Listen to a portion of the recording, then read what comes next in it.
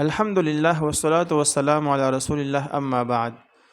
د موز اجر زیاتېدل، انسان په موز کې د موز اجر ډیر څنګه حاصلوي. حدیث د عمار ابن یاسر رضی الله عنه کې راځي چې سمعت رسول الله صلی الله علیه وسلم یقول،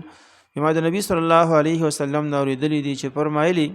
چې ان العبد ليصلي صلاه، یقین یو بنده خامخا موز کوي، ما یكتب له منها، هغه چې لیکل شي وي د لپاره د اجر د دې موز نه، الا عشرها، مگر لسمه یې سو لیکل شي، او تسعها یا نهما، او ثمنها یا اتما، او سبعها یا وما، سدسها یا شپږما، خمسها او یا پنځما، ربعها یا څلورما، او ثلثها یا چې کم دینو دریم، او نصفها یا چې کم دین نیمایي برخه د لپاره د اجر نو لیکل شي.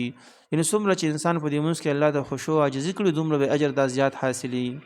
دا شانتي د موزګزارو د لپاره الله سبحانه و تعالی قرآن کې دا اعلان هم ذکر کړی چې دې ته الله بخنه کوي او اجر عظیم ورکوي.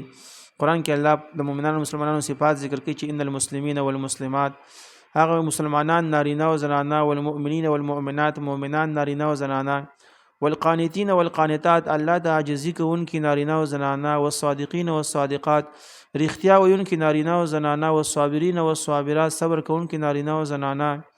والخاشعين والخاشعات، وجزي کوونکي نارینه او زنانه، والمتصدقين والمتصدقات، او صدقه کوونکي نارینه او زنانه، والصائمين والصائمات، روزه نیونکي نارینه او زنانه، والحافظين فروجهم، حفاظت کوونکي د خپل عورتونو، والحافظات او زنانه، والذاکرین الله کثیر، او الله ډیر یادونکي نارینه او ذاکرات او زنانه، اعد الله لهم مغفره، الله تیار کړی د دې لپاره مغفرت او اجر عظیم او لوی اجر.